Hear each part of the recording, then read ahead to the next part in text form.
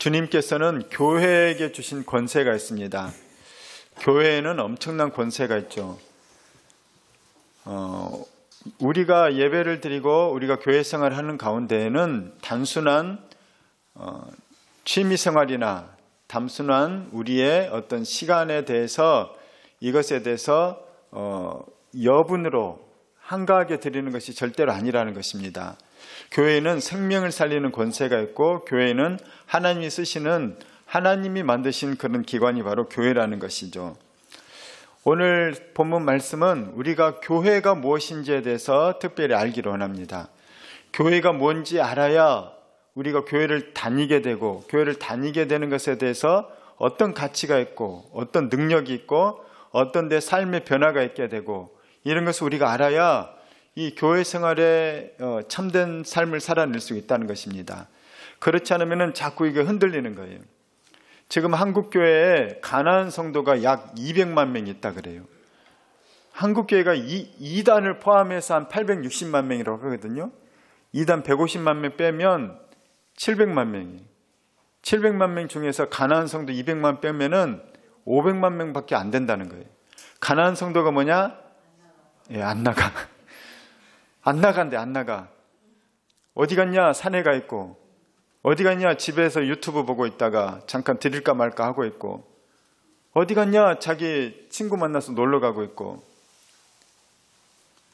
그런데 여러 가지 핑계를 대는데 안 나간다는 거예요.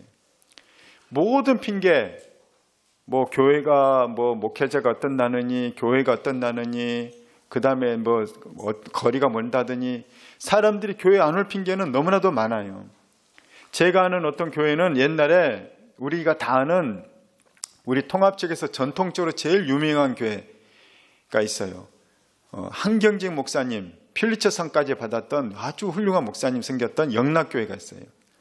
그 영락교회는 어떤 자부심이 있냐면 부산에서 기차를 타고 영락교회 예배드리러 온대. 그러니까 부산에서 오면 끝나는 거예요.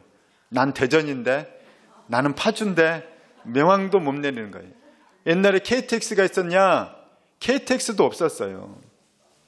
그냥 급행을 타고 오는 거예요. 그 기차를 타고 부산역까지 가서 서울 도착해서 서울역 내려서 영락교회까지 가요. 그곳에서 예배를 드리고 온다는 거예요. 하루가 다 가는 거예요. 새벽 일찍 출발했으면 밤늦게 도착한다는 거죠. 그러면 그들이 과연 왜 그곳까지 갔을까? 그럴 만한 가치를 그곳에서 발견했기 때문에, 그럴 만한 이유가 있기 때문에 그들이 영락교회에 가서 자기들이 변화가 됐거든요. 자기 가족이 변화가 되거든요. 그러니까 충분히 그곳에 갈 이유가 있다는 것입니다. 주님께서는 교회를 괜히 세운 게 아니에요. 있다가 없어지는 그런 동아리 모임이 아니라는 것입니다. 취미 모임이 아니라는 거예요. 제가 예전에 주일학교 사역을 할 때 중고등부 주일학교 저는 다 했어요. 중등부도 했고 고등부도 했는데 제가 주일학교 5, 6학년 담당할 때 선생님들이 막 그 상처를 받아요. 왜 상처를 받냐면 애들이 선생님들을 협박을 하는 거예요. 선생님 이번 주에 떡볶이 안 써주면 저 교회 끊을 거예요. 교회가 학원이야. 끊고 안 나온다는 거면 협박해요. 그러면 선생님이 협박에 못 이겨서 이제 막 사주고 나서도 마음이 찜찜한 거예요. 얘들이 예수님 만나러 교회 와야 되는데 선생님 협박해서 떡볶이 얻어먹으려고 교회 오고 다른 애들이 그 여론에 넘어가게 되고, 그러니까 내가 예수님을 전달하는 이 교사가 맞나? 요즘도 교사하기 힘들지만 옛날에도 힘들었어요.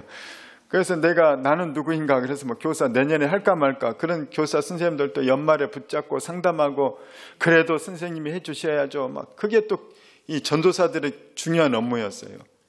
저 아이들 누가 돌봅니까? 저 철딱선이 없는 것들 선생님이 이해해 주시고 섬겨 주셔야죠. 그래도 1년 애들 가르치면 변화가 연말에는 좀 되잖아요. 어떤 애들은 안 되지만 변화된 애들도 많잖아요. 그러면 선생님이 마지막에 또 기도해 보고요 하다가 기도 안 한 분은 교사 안 하고 기도 한 분은 또 눈물 흘리면서 교사 내년에도 할게요 뭐 이런다는 거예요. 교회가 뭔지 모르기 때문에 아이들은 자기 마음에 조금만 안 들면 나 교회 끊을 거야. 이렇게 된다는 거죠. 지금 한국 교회가 너무나도 많아요. 이것이 축복이기도 하지만은 한편으로는 가난한 성도를 양산하는 길이 되기도 했다는 거예요. 왜냐? 교회가 조금만 마음에 안 들면 나 상처받았어, 나 기분 나빠, 그러면서 교회 끊어버린다는 거예요. 그리고 다른 교회 가야지 하면서 몇 교회 다니다 보니까 비슷비슷하고 내 마음에 드는 교회가 없어요. 그래서 교회 안 나가고 어디 놀러 가고, 교회 안 가고 친구 만나고, 교회 안 가고 뭐 하다 보니까 이게 몇 달은 순식간에 가거든요. 그럼 몇 년도 가는 거예요. 그러다 보니까 교회를 안 나가는 가난한 성도가 되게 되고, 그게 점차 신앙의 전수가 안 이어지게 돼서 자기도 가족도 이제 끊어지게 되는 그런 일이 일어난다는 거예요. 그래서 많은 사람들이 교회를 떠나고 되는 그런 과정이 있다는 것입니다. 우리가 교회가 뭔지 모르면, 왜 교회에 나와야 되는지 모르면, 하나님께서 교회를 왜 세우셨는지 모르게 되면 우리 신앙의 많은 질서가 무너진다는 것입니다. 저는 우리에게 질서가 세워지길 축복합니다. 이 질서와 테두리가 세워지지 않을 때 방황이 일어나게 되는 것이에요. 방황이 일어나게 될 때 우리는 그것을 어떤 사람은 자유라고 얘기하는데 사실은 방황인 거예요. 바운더리 안에서 누리는 자유가 있는 거예요. 그 바운더리 안에서 누리는 자유가 있는데 자꾸 밖으로 나가서 늑대에게 잡아먹히고 만다는 것입니다. 양들은 목자의 바운더리 안에 있어야 되는 거예요. 양치기 견이 지켜줘야 되고, 또 울타리가 지켜줘야 되고, 멀리 갔을 때는 목자가 지켜줘야 되는 것이에요. 그런데 자꾸 밖으로 가면서 나는 자유다 그러고 길을 잃고 헤매고 늑대의 밥이 되고, 그러면서 자기가 나중에는 이제 후회하는 삶을 산다는 것입니다. 오늘 성경 말씀 보게 되면, 본문 보게 되면 예수님께서 제자들을 데리고 어떤 곳에 갔습니까? 예, 성경 좀 보시기 바랍니다. 13절 보니까 어디죠? 예, 가이사랴 빌립보입니다. 가이사랴 빌립보 또는 빌립보 가이사랴. 우리 주보를 참고해 보십시오. 이곳은 누구냐면 이 헤롯 집안이 있어요. 헤롯. 예수님이 태어났을 때 통치했던 헤롯이 누구냐면 헤롯 대왕이에요. 그의 자녀들이 또 계속 이어져요. 사도행전에 보면 또 헤롯이 또 나와요. 그 헤롯은 헤롯의 아들이에요. 그런데 그 아들도 헤롯이라고 불러요. 이들은 성을 부르기 때문에. 그런데 이 헤롯이 이두메 사람이라고, 그가 혼혈인입니다. 그가 이스라엘의 왕이 된 이유는 유대인이기 때문이 아니라 로마 황제에게 뇌물을 주고 로비를 잘해서 이스라엘 땅의 왕이 됐어요. 그가 이 로마 귀족들, 황제들, 이런 사람들이 로비를 잘하다 보니까 그 사람들 헤롯을 예뻐한 거예요. 좋아한 거예요. 그래서 옥타비아누스라는 로마 초대 황제를 아시죠? 세계사에 유명한 황제죠. 로마의 옥타비아누스. 그 옥타비아누스는 아주 위대한 황제예요. 그 옥타비아누스가 헤롯에게 선물로 준 성이 있는데 그 성이 바로 가이사랴라는 성이에요. 이 도시죠. 이 가이사랴라는 도시를 줬는데 가이사랴가 해안가에 또 있어요. 해안가에는 그 로마의 그 총독이 주둔하는, 군대가 주둔하는 그런 항구성이 이름이 있는데 그게 바로 가이사랴예요. 그 가이사랴하고 구별되도록 하기 위해서 헤롯의 아들이 분봉왕 헤롯인데 헤롯 빌립이라는 사람이 있어요. 헤롯 빌립 2세. 헤롯 빌립이 구별하기 위해서 그런 얘기는 가이사랴 빌립이라고 짓자. 그래서 카이사리아 필리피, 이게 원어죠. 그런 성을 지었어요. 그 이름을 바꿨어요. 그곳이 바로 계획 도시인 가이사랴 빌립보입니다. 여기에는 중요한 특징인데 뭐냐면 헤르몬산이라는 아주 높은 산, 2700m. 백두산이 얼마입니까? 2900m가 좀 넘어요. 백두산과 별로 차이가 안 나는 높은 산이 있어요. 그 백두산보다 비슷한 그런 산에서 구름이 걸려서 거기에는 비가 자주 내려요. 그곳에서 내리는 맑은 물이 흐르는 곳이 어디냐? 가이사랴 빌립보예요. 그러니까 너무너무 살기 좋은 도시죠. 이 살기 좋은 도시, 그 가이사랴 빌립보를 거쳐서 그 다음에 게네사렛 호수, 갈릴리 바다로 물이 흘러 들어가는 곳입니다. 아주 풍요로운 땅이에요. 아름다운 땅이에요. 그런데 그곳은 원래부터 풍요롭고 좋은 땅이었기 때문에 헬라 시대에 통치하던 그때도 그 도시의 이름이 있었는데 그때부터 이미 그곳은 많은 사람들이 살기 좋은 곳으로 유명했고 신전들이 있었어요. 헬라의 신전들. 가이사랴 빌립보의 유명한 신이 원래는 누구였냐면은 판신이라는 신이 있어요. 판이라는 신이 있었는데 그 신의 특징이 뭐냐면 쾌락의 신입니다. 인생 뭐 있어? 즐겨 그거라는 거예요. 그러니까 학파로 보면 에피쿠로스 학파인 거죠. 세상 별거 없다는 거예요.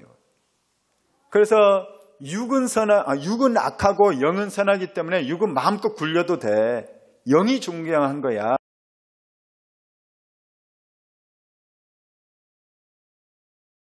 그러니까 육은 마음껏 굴리면서 즐겁게 사는 거예요. 이게 판신인 거예요.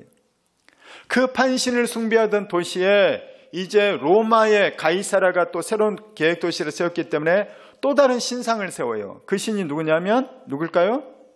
로마 황제 신인 거예요. 로마 황제가 신이거든요. 그래서 가이사랴가 영어로 시저, 이탈리아 말로는 케사르인 거죠. 황제라는 뜻인 거예요. 그 로마 황제가 신인 겁니다. 그 도시에서 양대 신은 누구냐? 판신과 가이사랴, 로마 황제 신인 거예요. 그 외에 잡신들도 있어요.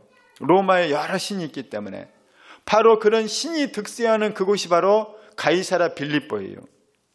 근데 예수님은 그 갈릴리 북쪽 지방이거든요. 그곳까지 제자들 데리고 여행을 갔어요. 이제 전도 여행이죠. 그곳에 가서 그 화려한 도시, 살기 좋은 도시, 풍요로운 도시, 그리고 판신과 이 로마 이 황제 신이 있는 그런 신전이 있는 그들을 대세로 믿고 있는 그런 지역에 가서 예수님께서 제자들에게 질문을 해요. 우리로 치면 직장에서 질문을 하는 거예요. 여러분, 대세가 뭐죠? 요즘 대한민국에서 대세 신앙은 뭡니까? 가장 대세는 무신론인 거예요. 신이 어딨냐는 거죠. 그런 대세가 그런 곳에서 예수님께서 제자들에게 질문을 합니다. 정체성을 질문을 해요. 제가 오늘 중요한 것이 교회가 뭐냐고 질문했죠. 교회가 뭔지를 알아야 신앙에서는 제대로 했기 때문에. 예수님 뭘 질문하냐면 교회를 세우신 예수님에 대해서 질문하는 거예요. 사람들이 나를 누구라고 하느냐. 예수님을 누군 줄 알고 따르라는 거예요. 사람들이 나를 누구라고 하느냐. 많은 사람들이 예수님에 대해서 알고 있다고 생각해요. 저는 20살에 예수님 믿었는데 중고등학교 때 예수님 뭐라고 학교에서 가르쳤냐면 세계 4대 성인이라고 얘기를 한 거예요. 아주 훌륭한 인물, 사람이라는 것이죠. 저도 그렇게 알았어요. 세계 4대 성인이라고 세상 사람들은 그렇게 알고 그렇게 믿어요. 그런데 그렇게 알고 그렇게 믿으면 구원을 못 받습니다. 그냥 사람이긴데 사람이 무슨 구원을 해줍니까? 예수님은 제자들의 질문을 해요. 사람들이 나를 뭐라고 대답하느냐, 뭐라고 알고 있느냐. 그럴 때 사람들은 제자들이 얘기합니다. 예수님에 대해서 더러는 세례 요한이라고 하고 더러는 엘리야라고 하고 어떤 사람은 예레미야가 다시 왔다고 얘기합니다. 또는 선지자 중에 한 명이라고 얘기합니다. 그러니까 예수님께서 뭐라고 하십니까? 그래, 사람들은 선지자라고 한다. 그러면 너희는 나를 누구라고 하느냐는 거예요. 유대인들은 예수님을 선지자로 여겨요. 그런데 심지어 이슬람 교도들도 예수님을 선지자로 믿고 있는 거 아십니까? 이슬람 교도들은 예수님을 선지자라고 믿어요. 그 믿음은 그들을 구원하지 않습니다. 오늘 예수님은 그러면은 너희들은 나를 누구라고 알고 있느냐는 거예요. 예수님이 어떤 분인지를 알고 그렇게 믿어야 우리에게 구원이 있기 때문에. 이단들의 잘못은 뭐냐면 예수님이 상을 끝에 가서 왜곡시켜버려요. 자기가 신이라고, 자기가 제레미야스라고 하거나 자기가 성령이라고 하거나. 그래서 이단들은 예수님 상을 일그러뜨린다는 거예요. 자기들만 일그러뜨린 이상한 예수님을 믿게 할 뿐만 아니라 세상 사람들에게도 잘못된 예수님을 전파해요. 그래서 많은 사람들이 이단과 기존의 정통 교회를 헷갈린다는 거예요. 그래서 이단 보면서 교회 가면 위험해 이렇게 판단하게 만드는 것이죠. 이게 바로 사실은 마귀의 전략입니다. 예수님은 제자들의 질문을 해요. 너희는 나를 누구라고 하느냐? 저는 여러분에게 질문합니다. 여러분은 예수님을 누구라고 믿고 있습니까? 누구라고, 어떤 분이라고 알고 있습니까? 오늘 베드로는 뭐라고 대답합니까? 주는 그리스도시요 살아계신 하나님의 아들이십니다. 그리스도의 의미가 뭡니까? 그리스도는 헬라어로 기름 부음 받은 자. 이 그리스도를 히브리어로 얘기하면 메시아예요. 기름 부음 받은 자. 누구에게 기름 부음 받았냐? 왕, 제사장, 선지자인데 가장 큰 특징이 이것들이 지향하는 것은, 상징하는 건 뭐냐? 메시아인 거예요. 예수님은 구약 성경에서 수없이 예언되었던 오실이라고 약속된 바로 그 메시아 그리스도이십니다. 구원자이십니다. 베드로는 예수님은 그리스도이십니다. 그리고 뭐라고 합니까? 살아계신 하나님의 아들입니다. 이렇게 얘기해요. 왜 살아계신 하나님의 아들이라고 또 덧붙여서 얘기했을까요? 이 두 가지는 아주 중요한 고백이에요. 베드로는 오늘 이 고백은 예수님의 사역의 3년 공생의 마지막 부분이에요. 거의 끝나는 부분이에요. 베드로가 예수님을 따라다닌 지 3년인 거예요. 밤낮 3년인 거죠. 여러분, 결혼할 때 우리 때는 그런 말이 있었어요. 사계절은 지나보고 결혼해라. 왜? 일주일 사귀고 두세 달 사귀어갖고 그 인간 어떤 인간인지 모른다는 거예요. 얼마든지 너 속일 수 있다는 거예요. 젠틀한 척, 멋있는 척, 깔끔한 척, 공주인 척, 왕자인 척 속일 수 있다는 거예요. 그래서 사계절을 같이 보내보라는 거예요. 그런데 사계절 보내고서도 속았다고 얘기하잖아요. 왜냐? 집에 와서 봤더니 양말 소파에 던져놓고 뭐 치우지도 않고 설거지도 안 하고 뭣도 안 하고 그냥 말을 함부로 하고 뭐 그런 것들 경험하다 보니까 이 인간에게 내가 속았구나. 어떻게 제일 잘하느냐? 친구가 제일 잘 알아요. 그래서 누구랑 결혼할 생각이 들면 친구를 반드시 소개받아야 돼요. 친한 친구가 이 사람을 어떻게 대하는지, 그 친구가 어떤 친구인지 유유상종이거든요.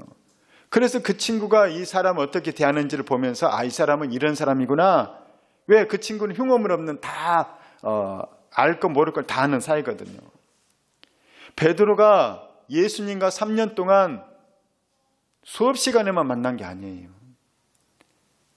눈 뜨고 눈 감을 때까지 함께 자요.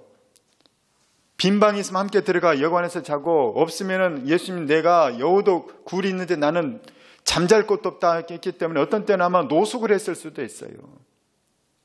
같이 길에서 자거나 단칸방에 여관방에 우글우글 몰려서 자거나, 누구 초청받았으면 다락방에서 함께 자거나, 함께 밥 먹지, 같이 씻지, 같이 농담하지, 쓸데없는 얘기하지, 중요한 얘기하지, 별거 볼 것 안 볼 것 다 본 거예요. 3년 동안. 그런 사람의 평가가 가장 정확하지 않겠습니까? 베드로가 예수님 평가하는 거예요. 나는 예수님을 봤습니다. 나는 예수님 따라다니면서 예수님이 분명히 귀머거리였는데 예수님 손 얹고 기도해 주니까 귀가 열리고 현장에서 들었잖아요. 분명히 소경이었는데 예수님이 기도해 주시니까 그 사람 눈이 떠지고 그 눈뜬 감격으로 울면서 주님께 매달리며 감사했잖아요. 나 그거 봤습니다. 분명히 하반신 불구자인데 예수님 손을 잡아 일으키니까 그가 뛰지 않았습니까? 예수님 죽어있는 소녀에게 달리다 구음 외치니까 그 소녀가 살아나지 않았습니까? 우리 먹을 것이 없어서 빈들에서 어떻게 하지 쩔쩔맬 때 오병이요 물고기 2마리 떡 5개로 5,000명을 먹여주지 않았습니까? 나는 예수님 만났습니다. 그 한밤중에 예수님 무리를 걸어오지 않았습니까? 갈릴리 호수에 무리를 걸어오는 걸 나는 봤습니다. 나는 예수님을 다 압니다. 예수님은 병을 고치시는 초자연적인 기적을 일으키신 분입니다. 그것뿐입니까? 예수님은 영적 세계를 다스리는 영적 세계 통치자입니다.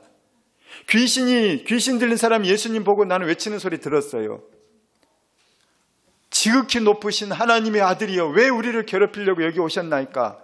귀신이 먼저 알아보고 예수님을 하나님의 아들이라고 했지 않습니까? 그런데 예수님은 그 귀신 들린 자에게서 귀신 쫓아내는 장면 나는 봤습니다. 저는 예수님이 영적 세계를 통치하고 몸을 모든 병을 다 치유하시고 심지어는 자연 세계까지도 통치하시는 그 광풍이 불어서 집채만한 파도가 우리 배를 삼키려고 할 때 예수님께서 파도와 바람을 꾸짖었더니 잠잠해지는 장면 저는 보았습니다. 예수님은 그리스도시요 살아계신 하나님의 아들이십니다. 베드로가 3년 동안 예수님 쫓아다닌 베드로의 결론이라는 거예요. 여러분은 예수님에 대한 어떤 결론을 내렸습니까? 베드로의 결론은 주는 그리스도시요 살아계신 하나님의 아들이십니다. 저는 우리도 이 결론이 예수님께 있기를 축원합니다. 베드로의 이 고백은 너무너무 놀라운 고백이에요. 제자들도 이 고백을 하기는 했죠. 같이. 나도 그렇게 생각해. 그런데 사실 왔다 갔다 하긴 했어요. 마지막에 도마가 예수님 부활했을 때 그 다락방에 숨어 있었던 제자들에게 문이 잠겨 있는 상태에서 부활하신 예수님 부활체로 제자들을 만나셨어요. 한가운데 나타나셨죠. 부활하신 예수님 만났던 제자들이 예수님 우리 부활하신 예수님 만났다 하면서 감격하는데 하필 그 자리에 도마가 없었어요. 도마가 나는 그의 손을 그의 발을 못 박힌 손 만져보지 않고는 나는 인정할 수 없어 믿을 수 없어 그랬더니 예수님께서 다시 나타나셔서 도마에게 내 손과 발을 만져봐라. 그랬더니 그 못자국이 있는 거예요. 그때 도마가 예수님에 대해서 뭐라고 고백합니까? 주님은 나의 주요 나의 하나님이십니다. 예수는 주는 그리스도라는 거예요. 구원주. 예수님은 나의 구세주요 나의 하나님이시라는 거예요. 베드로의 고백과 똑같은 고백을 하는 거예요. 다시 말하면 우리가 어떤 믿음을 고백할 때 구원받느냐? 오늘 베드로와 같은 고백, 도마와 같은 고백을 할 때 우리는 구원을 받는 거예요. 우리가 예수님을 확실히 정확히 알 수 있기를 주의 이름으로 축복합니다. 그 예수님을 가장 잘 알려주는 진리의 계시가 바로 성경이라는 거예요. 그래서 우리는 반드시 성경을 근거로 해서 예수님을 믿어야 되는 것이죠.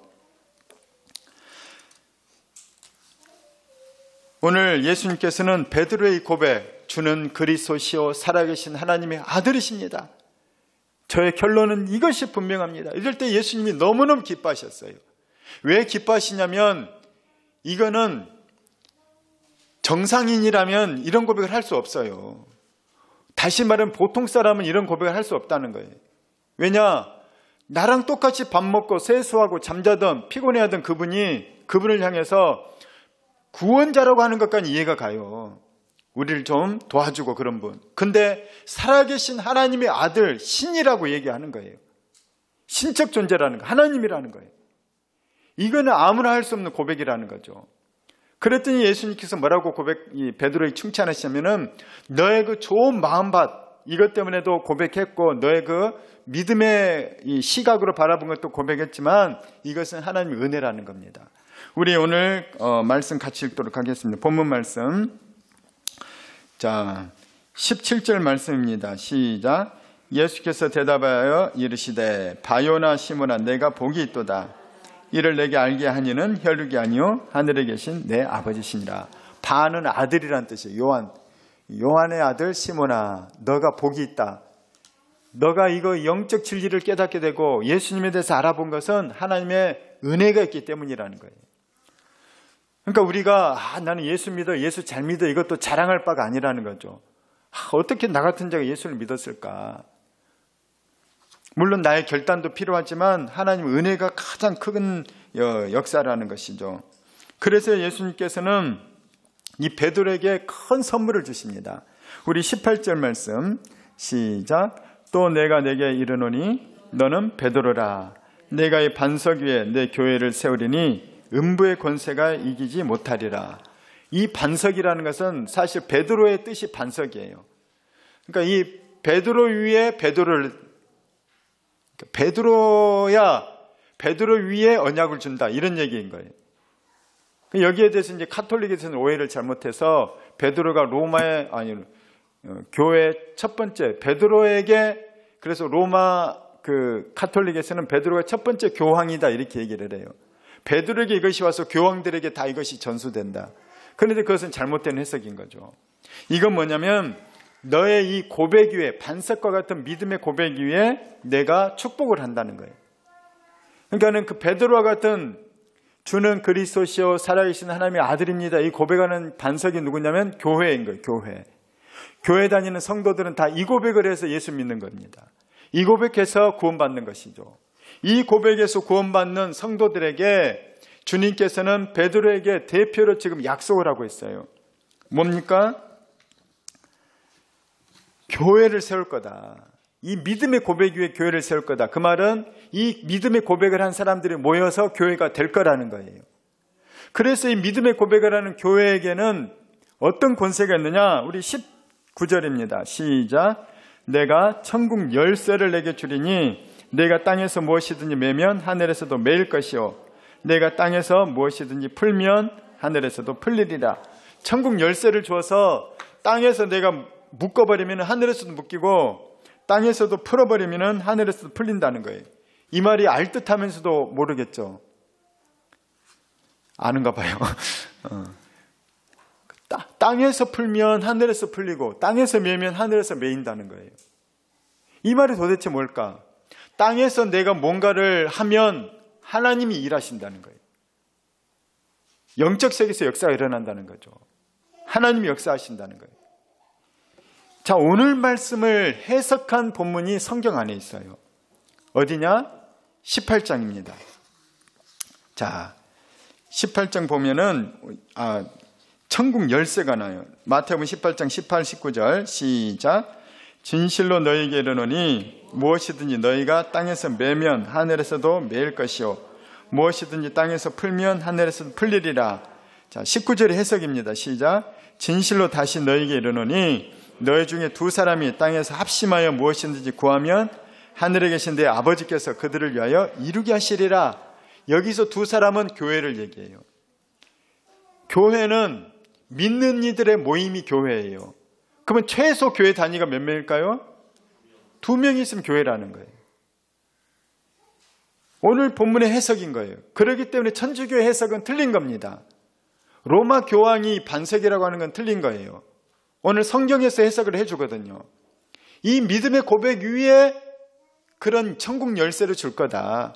그 천국 열쇠를 가진 자들이 누구냐? 첫 번째 베드로 너희지만은 베드로 너를 통해 너희 신앙 고백을 통해 똑같은 고백을 하는 그 교인들이 땅에서 묶으면 하늘에서 묶이고 땅에서 풀면 하늘에서도 풀린다. 이 말이 뭔 말이냐? 19절 말씀인 거예요. 땅에서 기도하면 하나님 묶어주세요 하면 하늘에서 묶어서 땅에서 진짜 역사가 일어나는 거예요. 땅에서 풀어주세요 기도하면 하늘에서 풀어서 땅에서 다시 풀어진다는 거예요. 이 말이 뭔지 아시겠습니까? 모를 것 같아서 예화를 준비했어요. 우리 예전에 아는 얘기예요. 너무나도 유명한 얘기이기 때문에 유명한 얘기를 일부러 하는 거예요. 왜냐하면 이 말씀을 확실하게 전하기 위해서. 인천에 주안장로교회라는 엄청나게 큰 교회가 있어요. 한때 8만 명. 지금은 이제 많이 줄어들었어요. 그 교회를 그렇게 성장시킨 분이 누구냐? 나겸일 목사님이란 분이에요. 예전에 저희 교회 담임 목사님이 나겸일 목사님과 함께 무학교회 부목사를 같이 했대요. 그런데 그 목사님이 우리 교회 목사님 뭐라고 얘기하냐면 나겸일 목사님이 저렇게 큰 교회 이룰 줄 자기는 상상도 못했대. 왜냐하면 부목사님들 가끔 설교하면 하거든요. 근데 가끔 설교하기 때문에 설교를 참 잘해요. 왜냐? 한 달 동안 준비해요. 설교. 큰 교회에서는 설교 자리를 자주 안 쓰니까 한 달 동안 준비하니까 막 정말 불을 뿜는 거예요. 막 최고의 예와 최고의 메시지 막 해서 다 은혜 받아요. 그런데 유일하게 나겸일 목사님만 설교를 너무 못했대. 세상에. 저래갖고 어떻게 목사하려나. 근데 나겸일 목사님이 자기는 설교도 못하고 자기가 제일 잘 알잖아요. 그래서 이분이 한 게 뭐냐? 사모님하고 일주일에 몇 번씩 산기도를 갔대. 산기도 가지고 그렇게 부르짖었다는 거예요. 하나님 능력 달라고. 그러더니 담임 목사로 이렇게 가가지고 중앙교회에 가서 사역을 하는데 이분이 이제 산기도를 통해 능력을 받아만 이제 말씀도 열린 것 같아요. 그런데 이분이 어떤 일이 생겼냐? 한참 교회가 부흥하고 성장하는데 간암이 걸린 거예요. 간암. 아마 지금부터 한 3, 40년 전일 거예요. 그때는 의학이 발달하지 않아서 제가 어릴 때만 해도 암 걸렸다면 거의 사형 선고였어요. 그러니까 이분도 간암, 근데 말기인 거예요. 말기에 발견된 거예요. 교회 열심히 하다가 과로를 해서 간암이 걸린 것 같아요. 그런데 말기이기 때문에 어떻게 해줄 수는 없고 입원했는데 이제 죽을 날만 다가온 거죠. 날이 갈수록 이제 배가 남산만하게 이렇게 불러오더래요. 자기 이제 다 발도 안 보일 정도로. 병원에서 복수가 이렇게 차가지고 이제 의사 선생님이 이제 일주일을 못 넘긴다는 거예요, 이제. 그 소식을 교회에서 전해 듣고 어떻게 교회가 했느냐면 전 교인이 밤마다 와서 목사님에서 기도한 거예요. 목사님 이제 하루 이틀 남았습니다. 그러니까 전 교인이 그날 철야한 거 했대요. 그 중에서 몇몇 분은 기도원에 가지고 산기도를 했대요. 우리 목사님 살려달라고. 그런데 놀라운 기적이 일어난 거예요. 의사도 포기하고 목사님도 포기하고 이제 죽을 시간만 기다리고 있는데 갑자기 그 다음날 보니까 복수가 빠져나가고 혈변이 나왔나 이렇게 하면서 막 빠져나가더라는 거예요. 그리고 그분이 살아나 버린 거예요. 그 다음부터 교회가 진짜 급성장하면서 이제 10,000명, 20,000명, 그러더니 80,000명까지 부흥을 하더라는 거예요. 그 목사님이 죽었다 살아난 간증이 있으니까 옛날에 유명한 목사님도 다 죽였다 살아났어요. 조영교 목사님도 폐렴 때문에 명성교회 그 목사님도 폐렴으로 폐렴 옛날엔 다 그랬죠. 다 죽었다 사형 선고받고 한경직 목사님도 폐렴 죽었다 살아나고 저는 죽었다 살아나지 않기를 그런데 다 옛날 목사님들이 막 그런 충영교회 강남에 큰 교회 있거든요. 그 목사님도 죽었다 살아났어요. 폐렴으로. 옛날 폐렴은 사형 선고예요. 그런데 그때 이제 하나님만 오직 세상 사람 그 누구도 의지하지 않고 하나님만 붙잡은 거예요. 성령을 강하게 받고. 뭐냐? 오늘 교회가 그 나게밀 목사님 교회가 그날 저녁 하늘을 땅에서 묶었더니 하늘에서 묶이고 땅에서 풀었더니 하늘에서 풀려버린 거예요. 목사님 죽어야 되는데 교회가 합심해서 기도했더니 두 사람만 기도해야 되는데 정교인이 합심해서 기도했더니 목사님이 살아나 버린 거예요. 할렐루야. 이것이 교회의 권세라는 것입니다. 저의 경우도 있어요. 아마 아시는 분은 많이 알 거예요. 저는 20살에 예수를 믿었습니다. 그리고 교회를 처음 가서 너무 좋았어요. 그리고 나서 이제 대학생 선교단체 친구 따라서 갔다가 거기에 대학생 선교단체를 갔어요. 그런데 대학생 선교단체 갔더니 너무 나랑 안 맞는 거예요. 2학년 때 수련회를 처음 갔어요. 수련회 처음 갔더니 나는 낯을 많이 가리는 편인데 조를 짜서 모르는 사람들과 같이 돌아다니라는 거예요. 나는 너무 싫은데. 심지어 더 싫은 건 같이 밥을 먹으래. 난 혼자 먹는 게 좋은데. 막 같이 앉아서 둥그렇게 앉아서 밥 먹는데 할 말도 없고 남들은 얘기 서로 친한 것 같은데 나는 친하지도 않고 너무 고역이었어요. 그래가지고 이제 또 그렇게 수련회가 얼마나 긴지 4박 5일이었어요. 너무 멀어서 도망올 수도 없고 친구 얼굴 봐서 갈 수도 없고 그런데 마지막 날 제가 은혜를 받았어요. 마지막 전날 밤에 어떤 은혜를 받았냐면 저는 그때 기도 시간이 제일 싫었어요. 막 통성기도하고 우리도 막 통성기도하고 그러잖아요. 그런데 나는 기도도 안 나오는데 열심히 기도하는 거예요. 막. 근데 다시 또 조를 짜래요. 둥그렇게. 그때는 이제 같은 캠퍼스이기 때문에 좀 친한 얼굴 아는 사람들이었죠. 그래서 형제들끼리 자매들끼리 조를 짜서 둥그렇게 앉아서 서로 기도 제목 놓고 기도해 주는데 제가 그때 뭐가 있었냐면은 관절염이 너무 심했어요. 운동을 못했어요. 축구 한 게임 뛰면은 밤새 잠을 못 잤습니다. 너무 무릎이 아파서. 등산을 좋아했는데 산에 가면은 산에 한번 갔다 오면 뒷산에도 다녀오거나 갔다 오면은 막 옛날에 친구들끼리도 막 가까운 산에 가서 놀고 그랬잖아요. 갔다 오면은 너무 무릎이 아파서 밤새 잠을 못 자요. 무릎을 잘라버리고 싶을 정도로 무릎이 아파요. 그래서 그날 저녁에 제가 얘기를 했어요. 기도 제목을 얘기하래요. 그래서 내가 무릎이 너무 아프다. 무릎 좀 나았으면 좋겠다. 그랬더니 형제들이 내 막 무릎을 잡고 다리 잡고 막 등에 손을 얹고 막 삥 둘러 앉아가지고 뜨겁게 기도를 하는 거예요. 그런데 나는 기도가 안 되니까 눈을 착 떠서 보잖아요. 몇몇 형제가 세상에 우는 거예요.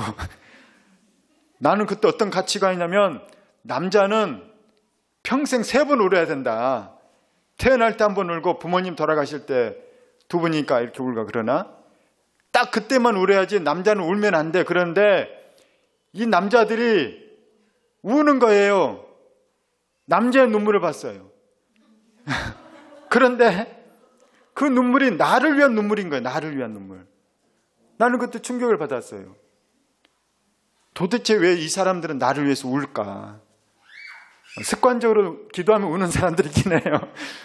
근데 그분들이 그렇지 않더라고요. 진심으로 막 인상 쓰면서 울면서 막 주님 고쳐주세요 하면서 막 소리를 지르면서 울면서 기도를 하는 거예요. 근데 놀라운 일은, 나는 나중에 몰랐거든요. 어느 날 축구를 하고 왔는데 무릎이 안 아파요. 등산을 하고 왔는데도 무릎이 안 아픈 거예요. 나중에 알았어요. 그날 고쳐줬구나. 땅에서 2 사람이 합심하여 기도하면 하늘에서 풀리고 하늘에서 잠긴다니까요. 그러면 역사가 일어나는 거예요. 그 형제들이 치유의 은사가 있지 않았어요. 그냥 사랑으로 기도한 거예요. 안타까워서 기도한 거예요. 눈물로 기도하고 믿음으로 기도했죠. 그랬더니 이런 역사가 일어났다는 것입니다. 할렐루야. 이것이 바로 오늘 성경 말씀의 천국 열쇠인 것입니다. 저는 우리 교회가 그런 교회가 되길 축원합니다. 저는 하나님께 특별히 저희 아버지 때문에 치유의 은사를 달라고 고린도전서 12장에 은사가 있기 때문에 달라고 기도했기 때문에 저에게는 치유의 역사가 좀 더 많이 나타나는 경향이 있어요. 그래서 우리 가운데도 그런 치유가 많이 일어났었습니다. 그런데 그보다 더 중요한 건 사랑인 거예요. 사랑. 예수님은 너희가 서로 사랑해라. 그러면 세상 사람들이 너희가 내 제자인 줄 알리라. 예수님께서 이 땅에서 교회에게 제일 중요하게 내려주신 명령이 사랑하라는 거예요. 서로 사랑해라. 교회가 어떤 곳인지 모르고 교회 다니면은 교회에 와서 자꾸 이상한 요구만 하는 거예요. 교회에서 해야 될 건 뭐냐? 사랑받는 게 아니라 사랑하는 거예요. 저는 여러분이 사랑하는 주체가 되길 축복합니다. 왜 사랑 안 줘? 왜 저게 사랑이야, 저게 교회야 그러지 말고, 교회가 문제가 있고 어려움이 있고 그러면은 내가 사랑이 부족해서 그래, 이렇게 하라는 거예요. 그러면 그 교회는 사랑이 넘치게 돼요. 그런데 자꾸 거머리처럼 다오다오 하면 사랑이 하나도 없는 식은 그런 교회가 된다는 것입니다. 전 우리가 예수님을 제대로 믿을 수 있길 축원합니다. 그 예수 믿는 사람은 교회를 바로 세워나가게 돼요. 그런 교회는 살아있는 교회고 사랑이 넘치는 교회가 되고 생명을 살리는 교회가 된다는 것입니다. 그런 교회는 다닐만한 교회인 것이죠. 그런 교회는 행복한 교회인 것입니다. 저는 우리가 그런 교회를 세워나가기를 예수 이름으로 축원합니다.